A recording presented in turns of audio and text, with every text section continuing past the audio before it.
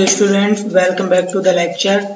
आज हम लोग कंप्यूटर एडेड मैन्युफैक्चरिंग या कैड कंप्यूटर एडेड डिज़ाइन के बारे में सॉफ्टवेयर के अनुसार जानेंगे कि इसमें क्या क्या चीज़ें हमें पढ़नी है। देखिए, जो दूसरा चैप्टर है कैड या कैम की सतह से सतह एवं ठोस मॉडलिंग। ठीक है, तो आज हम इस चैप्टर की बात करने वाले हैं इस लेक्चर में। तो सबसे पहले मैं introduction to the parametric and non parametric surface जानना है। उसके बाद जितनी भी ये कमांड्स दी गई हैं ये मैं तुम्हें सॉफ्टवेयर पर ही समझा दूंगा। ठीक, तो चलिए चलते हैं, शुरुआत करते हैं। सबसे पहला हमारा होता है पैरामेट्रिक एवं गैर पैरामेट्रिक सतह। तो पैरामेट्रिक सतह ऐसे सरफेस होते हैं जहाँ पर हम जो डिज़ाइन बनाते हैं 2D में या 3D में, तो वो मतलब कि चेंजेबल रहती है। मतलब कि उसके जो पैरामीटर्स होते हैं उनको हम चेंज कर सकते हैं। पैरामीटर मतलब डायमेंशंस जिन्हें मेजर किया जा सके। ठीक है, और नॉन पैरामेट्रिक सतह ऐसे सॉफ्टवेयर्स होते हैं जिनके अंदर अगर हम ऑब्जेक्ट बना सकते हैं तो we can not easily change in dimension. मतलब हम लोग आसानी से उनकी जो डायमेंशंस हैं उनमें चेंज नहीं कर सकते हैं। जो पैरामीट्रिक सतह थी उसका जो विकास था वो गेसियस एंड यूलर द्वारा किया गया था। ठीक है, ये इन्होंने मतलब कि कैड या कैम में पैरामीट्रिक सतह का विस्तार किया था। ठीक है, और उसके बाद अगर हम बात करें फिर उसके बाद मतलब कि पहली बार ये CD बोर द्वारा इन्होंने मतलब कि इसमें प्रयोग किया।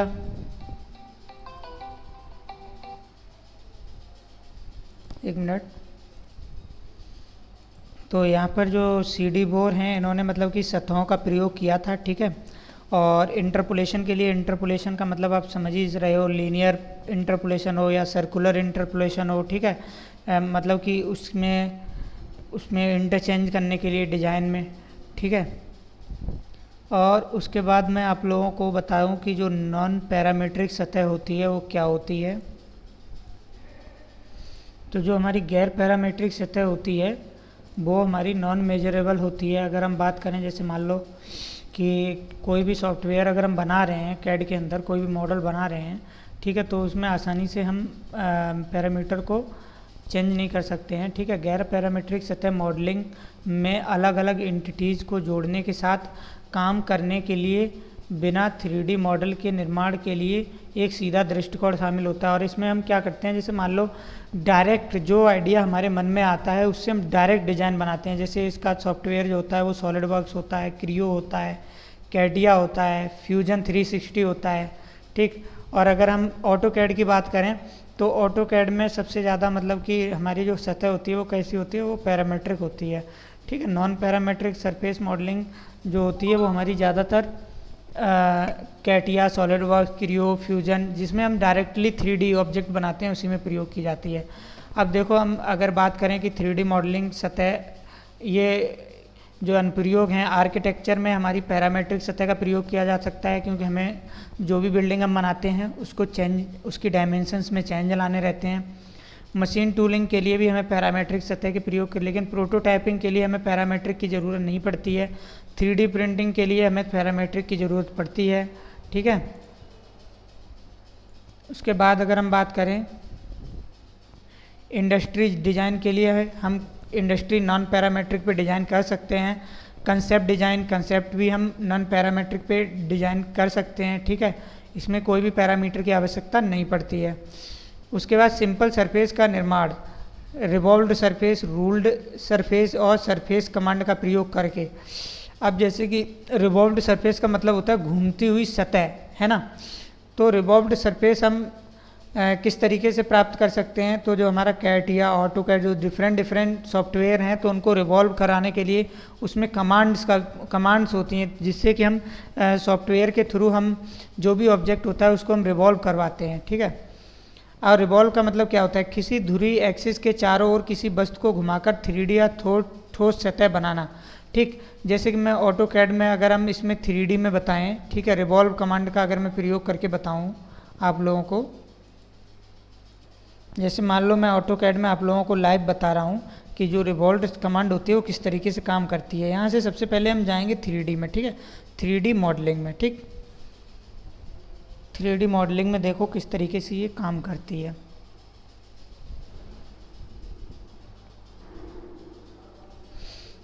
ठीक है, रिवॉल्व वाला जो हमारा कमांड है वो देखिए यहाँ पे हमें दिया है रिवॉल्व। ठीक है, ये रिवॉल्व दिया गया ना। अब इसका प्रयोग हम सिंपल लाइन कमांड पे ही करके दिखा देते हैं आप लोगों को। जैसे मान लो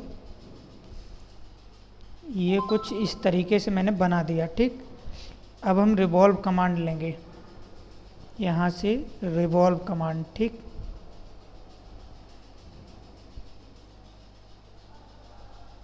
select the object to revolve, तो हमें इस ऑब्जेक्ट को सेलेक्ट करना है। ठीक है, और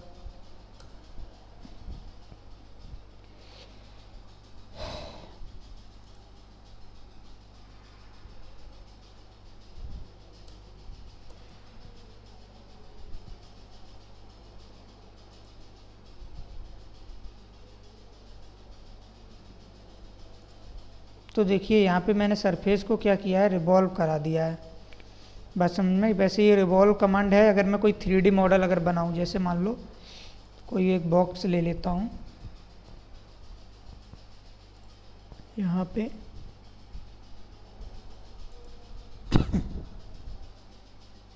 एक मिनट, यहाँ से आप लोग चले जाइएगा।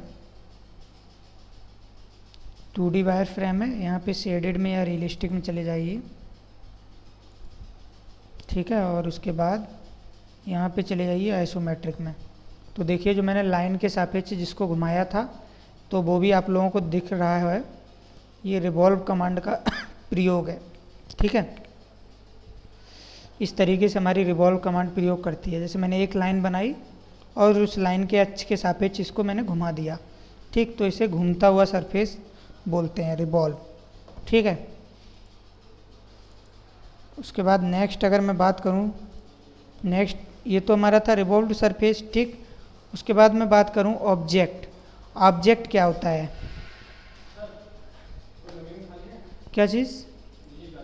अब जैसे अगर हम बात करें कि ऑब्जेक्ट कैसे कहते हैं, तो जितने भी 3D या 2D चीज़ें हम जो बनाते हैं अपने सॉफ्टवेयर में, वो सभी ऑब्जेक्ट होते हैं। ठीक है, वो डिफरेंट डिफरेंट एंगल पे, डिफरेंट डिफरेंट डायरेक्शन पे, ठीक है, डिफरेंट डिफरेंट एक्सिस पे हम वर्क करते हैं, वो सबको हम क्या बोलते हैं, ऑब्जेक्ट बोलते हैं। अब हम बात करें कि रिवर्स क्या होता है। रिवर्स का मतलब होता है उलटना, उलट देना। ठीक है, तो रिवर्स कमांड का प्रयोग भी हम इसको घुमाने में करते हैं। ऐसे मान के चलो, ठीक है, जैसे मान लो कोई भी ऑब्जेक्ट हमारा इस ऑटोकैड में है, ठीक है, ये है, इसको हम अपोजिट कर दें, अपोजिट डायरेक्शन में रिवर्स कर दें। ठीक है, इसके व्यू भी होते हैं। ठीक, व्यू जैसे मान लो हम यहाँ से हम कहीं से भी रिवर्स डायरेक्शन का भी व्यू देख सकते हैं, लेफ्ट व्यू, बैक व्यू। ठीक है, बैक व्यू भी हम यहाँ से देख सकते हैं, ये बैक व्यू है इसका। ठीक है, ये इसका टॉप व्यू है। ठीक है, तो यहाँ से हम किसी भी ऑब्जेक्ट को रिवर्स डायरेक्शन में, ठीक है, किसी भी डायरेक्शन में हम घुमा सकते हैं या देख सकते हैं। ठीक, ये होता है हमारा रिवर्स। ठीक है, उसके बाद रूल्ड सरफेस क्या होता है, it create the mash that represent the surface between two lines curve. ठीक, तो रूल सरफेस की हम बात करें तो ये जो हमारा रूल्ड सरफेस ही है, ये देखो जो लाइंस बनी हुई है ना, ये जो इस पर ग्रिड बनी हुई है, एक ग्रिड लाइन को ही हम रूल्ड सरफेस बोलते हैं। ठीक है, रेखीय सतह, ठीक, रेखीय पृष्ठ जो इसमें दिया गया है, रेखीय पृष्ठ, इसी को हम बोलते हैं। ठीक है, और कुछ नहीं इसमें ज़्यादा पढ़ने की ज़रूरत। उसके बाद हम बात करें कि डिज़ाइन सॉफ्टवेयर का प्रयोग सॉलिड मॉडल में बनाने में किया जाता है। ठीक है, तो डिज़ाइन सॉफ्टवेयर हमारे जितने भी होते हैं सबसे हम सॉलिड मॉडल ही बनाते हैं। कौन कौन सॉफ्टवेयर होते हैं, ऑटोकैड होता है, कैटिया होता है, ऑटोडेस्क होता है, ठीक है, और सॉलिड वर्क्स होता है, क्रियो होता है, ठीक है, एनएक्स कैड होता है। ये सभी सॉफ्टवेयर हमारे 3D ड्राइंग बनाने के लिए प्रयोग किए जाते हैं, जिसमें से मैं आप लोगों को ये ऑटोकैड सॉफ्टवेयर है, ये 2022 का सॉफ्टवेयर है जो मैं आप लोगों को लेटेस्ट चला के दिखा रहा हूँ यहाँ पर। ठीक है, अब अगर हम बात करें कि सॉलिड मॉडलिंग होती क्या है, तो सिंपल सी बात है, जिसमें हम जो ऑब्जेक्ट है वो 3 दिशाओं में बनाएं। 3 दिशाएं मतलब एक्स, वाई और जेड। ठीक है, उसे हम सॉलिड मॉडलिंग बोलते हैं, या फिर 2D, 2.5D या 3D हो सकता है। बस समझ में आई। यह ठोस वस्तुओं को प्रतिनिधित्व करने की एक गणितीय तकनीकी है। वायर फ्रेम और सतह मॉडलिंग विपरीत ठोस मॉडलिंग का एक सुनिश्चित करता है, ये सभी वस्तुएं ठीक से मिलें, और यह है कि वस्तु ज्यामितीय रूप से, देखो सिंपल सी बात है, इसकी जब भी आप परिभाषा दोगे तो इसमें यही बताओगे कि जिस तरीके से हम 3D प्रिंटिंग में सॉलिड मॉडलिंग करते हैं, इससे हम क्या करते हैं कि डायरेक्ट किसी ऑब्जेक्ट को हम बनाते हैं। तो मैं आप लोगों को ठोस मॉडलिंग के बारे में बता रहा था। तो इसमें देखो 3D प्रिंटिंग क्या होती है, जैसे मान लो अगर हम कोई एक मॉडल 3D है, उसको हम स्कैन करके हम दूसरा सेम टू सेम वैसा ही मॉडल बना लेंगे। ठीक है, इसमें ये नहीं कि पहले डिजाइन तैयार करो फिर उसको मैन्युफैक्चर करो मशीन के द्वारा, कुछ नहीं, सीधा हम प्रिंटर के सहायता से ही हम मॉडल बना देंगे। तो इसे हम बोलते हैं ठोस मॉडलिंग। ये देखो, ये सीधा हमारा सॉलिड मॉडल है जो प्रिंटर हम इसको स्कैन करके बना रहा है। ठीक है, इससे पूरा मॉडल बन जाता है, स्पष्ट बनता है, बड़े पैमाने पे गुणों की गणनाओं के लिए सबसे उपयुक्त है, तेजी से निर्माण होता है, अधिक जानकारी देता है। हानियां हैं, अधिक मेमोरी की आवश्यकता होती है, धीमे धीमे बनता है। जैसे जो प्रिंटर होता है 3D प्रिंटर बहुत स्लोली वर्क करता है। ठीक है,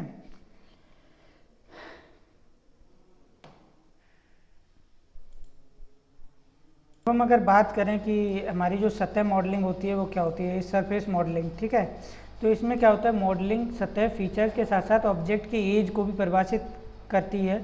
ठीक है, विभिन्न प्रकार के स्प्लाइन कर्व, ठीक है, पाथ को भी परिभाषित करने के लिए प्रयोग किया जाता है। यह लेस एम्बिगियस होती है। ठीक है, इसका सरफेस बहुत कम्प्लेक्स होता है, हिडन लाइन को आसानी से दूर किया जा सकता है। ठीक, और हानियाँ ये होती हैं, आसानी से निर्मित नहीं होती है, मास प्रॉपर्टी की गणना कठिन होती है। ठीक, तो ये सारी जो इसके लाभ हैं इनको आप पढ़ लीजिए। ठीक, ये कभी कभी पूछा जाता है कि सरफेस मॉडलिंग क्या होती है। उसके बाद हम बात करें कि ठोस प्रिमिटिव बॉक्स, सिलेंडर, कोन, गोला, बेज एवं टॉरस, ये किस तरीके से हम बनाते हैं। ठीक, तो बॉक्स सबसे पहले हम किस तरीके से डिजाइन करते हैं ऑटोकैड में। ठीक, तो इसकी हम बॉक्स की बात करते हैं। ठीक है, जैसे कि ये जो बॉक्स है, तो हम चलते हैं अब ऑटोकैड में। ठीक, तो हम इसको हम डिजाइन करके दिखाते हैं कि बॉक्स हम किस तरीके से डिजाइन करेंगे। तो देखिए, ये यहाँ पे बॉक्स कमांड दी गई है। पहले तो हम इस मॉडल को सेलेक्ट करके और डिलीट का बटन दबा के हम डिलीट कर दे रहे हैं। ठीक, ये हमारा डिलीट हो गया और इस लाइन को भी हम डिलीट कर देना है। Ctrl+A दबाओगे, सभी सेलेक्ट हो जाएंगे, डिलीट दबा दो। ठीक है, तो यहाँ से हम बॉक्स सेलेक्ट करेंगे। बॉक्स सेलेक्ट करने के बाद हम इसको बड़े आसानी से जो भी डायमेंशंस हमें चाहिए होंगी बॉक्स को हम क्रिएट कर सकते हैं। ठीक है, तो यही हमको बता रहा है इसमें कि बॉक्स को किस तरीके से क्रिएट किया जाता है या कौन सी कमांड प्रयोग की जाती है। ठीक, कमांड हमारी होती है बॉक्स। ठीक है, इसमें हमें केवल स्पेसिफाई करना रहता है सेंटर, स्पेसिफाई करना रहता है कॉर्नर। ठीक है, और तो लेंथ अगर ये 100 और 80 का बनाना है तो 100 और 80 का हम बना देंगे।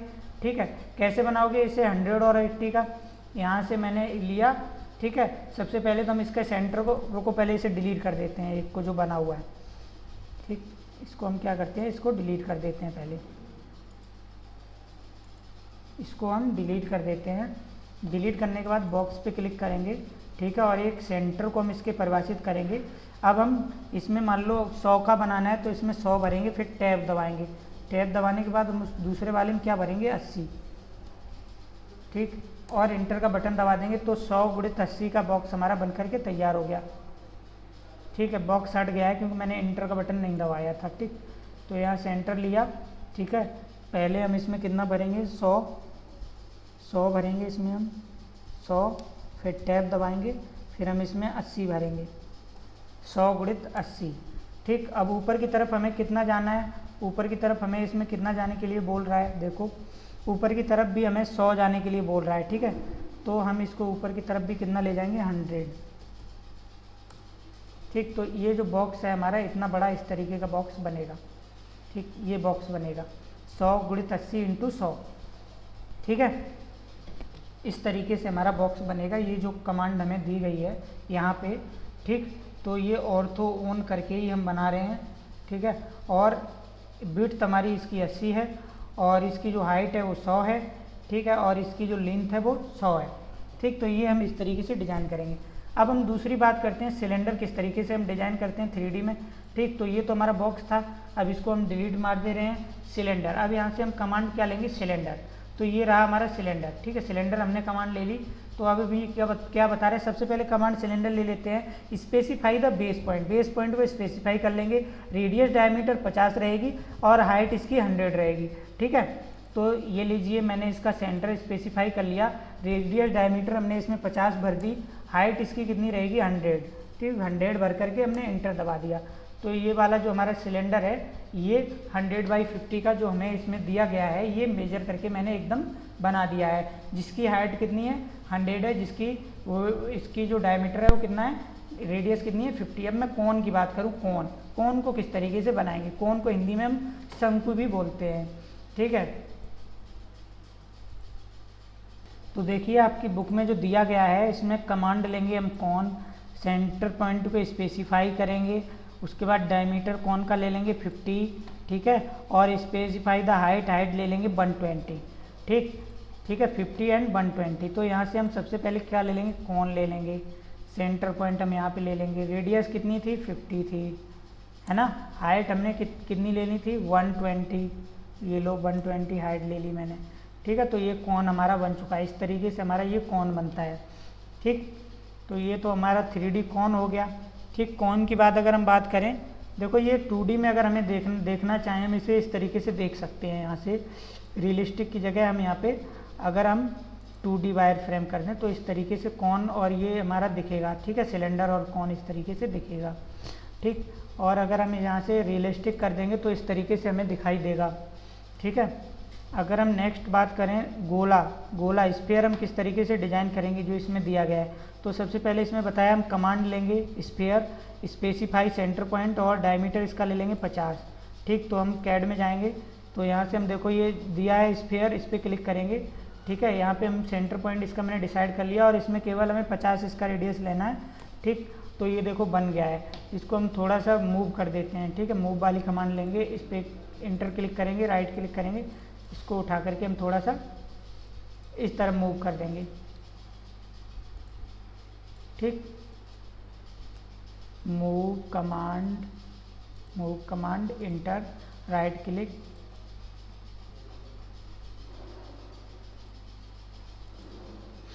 इसको मूव कर देते। मूव इसलिए नहीं हो रहा है क्योंकि उसी के ऊपर हम क्लिक कर, अच्छा ठीक है छोटा कर लेते हैं इसे, अब मूव हो जाएगा आसानी से।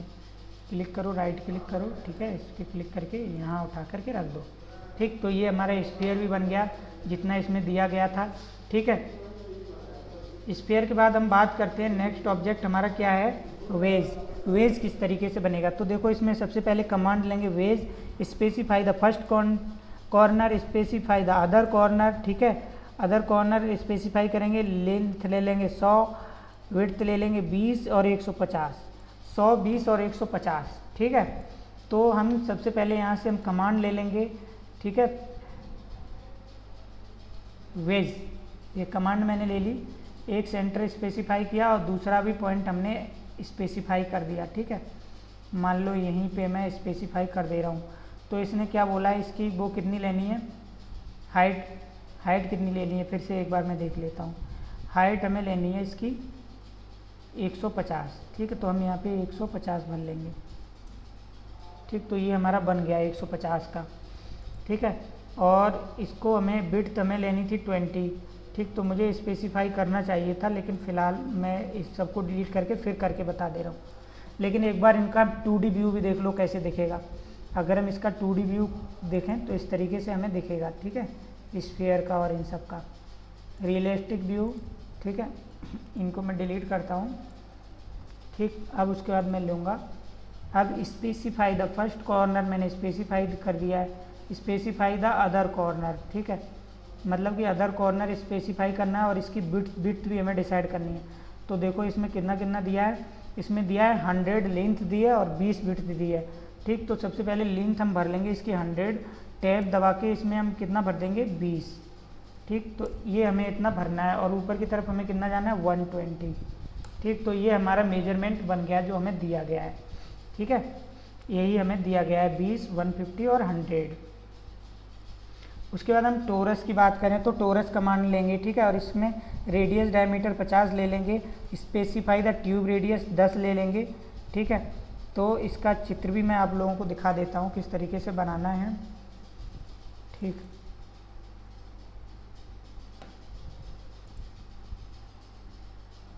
ये है, देखो ये है तुम लोगों का जो टोरस है, ठीक है। इस तरीके से हमें इसको बनाना है, तो हम क्या करते हैं, इसमें चले जाते हैं। इसमें जाने के बाद ये टोरस ले लेते हैं। ठीक, अब हमें कितनी रेडियस मांगी गई है, specify the centre point, specify the radius. Radius हमें कितनी लेनी है, रेडियस हमें बता रहा है कि लेनी है रेडियस डायमीटर 50 और अंदर वाले का 10 लेना है। ठीक है, तो हम इसमें ले लेंगे 50, ठीक है, और अंदर वाले का हमें कितना लेना है 10। तो ये देखो टोरस इस तरीके से हमारा बन करके तैयार हो गया है। ये हमारा टोरस यहाँ पे बन गया है। ठीक है, तो ये भी आप लोग बनाना सीख गए होंगे। तो इसमें कुछ नहीं करना है, आप लोगों को ये कमांड वगैरह याद करनी है बस, और इसमें कुछ भी नहीं है इस मॉडलिंग वाले चैप्टर में। ठोस की संरचना में देखो, ठोस की संरचना में फिर एक ऑब्जेक्ट दे दिया गया है। इसमें क्या क्या मुझे बनाना है, इसमें पहले हमें बनाना है कमांड रीजन 1 पाउंड 2 पाउंड, ये कुछ नहीं, ये रीजन को डिफाइन कर रहा है बस। ठीक है, एक्सट्रूड कमांड का उपयोग कैसे करना है, ठीक है, ये सब कमांड का प्रयोग है। रीजन कमांड का प्रयोग मैंने तुम लोगों को बताया था, ये देखो इसमें रहता है। ठीक है, यहाँ पे 2D में यहाँ पे देखो ये रहा तुम्हारा रीजन, ये है रीजन। ठीक है, रीजन कमांड का प्रयोग यहाँ से किया जाता है। ठीक, उसके बाद मैं बात करूँ दूसरी चीज़ क्या बताया रहा है इसमें, दूसरी चीज़ तुम लोगों को बता रहा है एक्सट्रूड। तो एक्सट्रूड करने के लिए भी मैंने तुम लोगों को बताया, जब 3D मॉडल कोई भी बनाते हैं तो उसमें हम एक्सट्रूड करके हमने तुम लोगों को बताया था। ठीक है, एक्सट्रूड करके चलो मैं तुम लोगों को दिखा भी देता हूँ किस तरीके से करते हैं। ठीक, जैसे मान लो मैं यहाँ पर कोई भी एक ऑब्जेक्ट ले लेता हूँ, यहाँ से बॉक्स ही ले लेता हूँ, बॉक्स में छोटा बना लेता हूँ, इसी को एक्सट्रूड कर दूंगा। और ठीक है, अब मैं यहाँ से एक्सट्रूड कमांड लूँगा, ये है हमारी एक्सट्रूड कमांड, ये प्रेसफुल है, यहाँ रही हमारी एक्सट्रूड कमांड। इस पर क्लिक करेंगे और इस ऑब्जेक्ट पे क्लिक करेंगे जिससे हमें एक्सट्रूड करना रहेगा। ठीक है, कमांड कर राइट क्लिक करेंगे, राइट क्लिक करने के बाद इंटर करेंगे। ठीक, तो ये 2D से 3D में एक्सट्रूड होता है। कंट्रोल A दबाओ, डिलीट करो। ठीक है, फिलहाल हम यहाँ से जाते हैं 2D में। ठीक है, और यहाँ से जाते हैं हम टॉप व्यू में। ठीक, और हम यहाँ से एक लाइन कमांड लेते हैं और यहाँ से हम एक चौकोर बना लेते हैं। ठीक, चलिए अब हम फिर से जाते हैं इसको रियलिस्टिक व्यू में। ठीक, और यहाँ से हम जाएंगे आइसोमेट्रिक में। ठीक, तो ये हमारा बन करके आ गया। अब हम इसे एक बार कंट्रोल A दबा के हम इसे सेलेक्ट ऑल कर लेंगे और जे इंटर ज्वाइन कर लेंगे। जे इंटर ज्वाइन कर लिया। अब हम एक्सट्रूड कमांड लेंगे और देखो ये किस तरीके से एक्सट्रूड होता है। ये देखो इस तरीके से एक्सट्रूड हो रहा है ना, इसे एक्सट्रूड कमांड बोलते हैं। ठीक, ये हमारा एक्सट्रूड करके मैंने बना दिया है। नेक्स्ट हमारा क्या है, नेक्स्ट हमारा है रिवॉल्व कमांड। ठीक है, ये रिवॉल्व कमांड है। अब रिवॉल्व कमांड को हम किस तरीके से प्रयोग करेंगे, ठीक है, तो चलिए हम इसके लिए पहले 2D में एक ऑब्जेक्ट बना लेते हैं। जाकर के रियलिस्टिक से हम चले जाते हैं 2D वायर फ्रेम में, यहाँ से चले जाते हैं टॉप व्यू में। इसको हम एक कंट्रोल A प्लस डिलीट मार देंगे। ठीक है, तो इसको हम यहाँ से वैसे तो हम जाते हैं इसके फ्रंट व्यू में, टॉप व्यू में नहीं, चलो फ्रंट व्यू में बनाते हैं। ठीक है, फ्रंट से देखने में ऐसा लगे। ठीक, तो हम यहाँ से एक लाइन कमांड लेंगे। लाइन कमांड लेने के बाद हम इसको इस तरीके से बनाएंगे, इस तरीके से एक लाइन यहाँ पे मैंने बनाई। ठीक है, और उसके बाद हम यहाँ से लेंगे आर्क।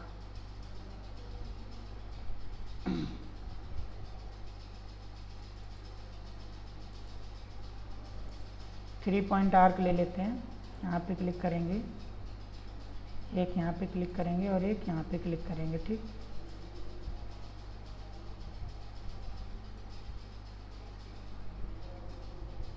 ठीक है, ये एक आर्क मैंने बना लिया। एक और हम 3 पॉइंट आर्क ले लेते हैं यहीं से, जिससे हम यहाँ पे क्लिक करेंगे और यहाँ की तरफ क्लिक करेंगे। ठीक है, जैसे मान लो मैंने ये कोई डिज़ाइन बना लिया है, अब मैं इसको लेकर के जा रहा हूँ किसमें, रियलिस्टिक व्यू में। ठीक है, रियलिस्टिक व्यू के बाद फ्रंट व्यू की जगह मैं SW आइसोमेट्रिक में लेकर के जा रहा हूँ।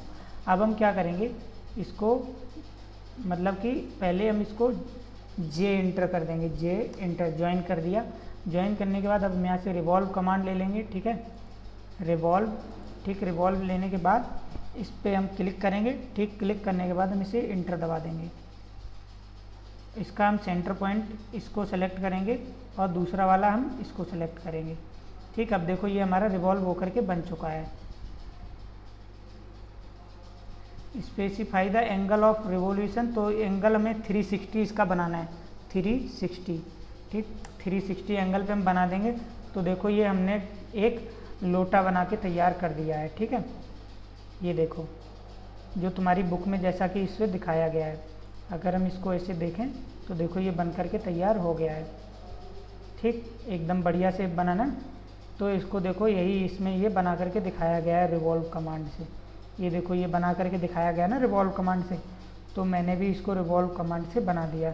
तो रिवॉल्व कमांड का कैसे प्रयोग करना है ये आप लोग सीख गए होंगे, ठीक है।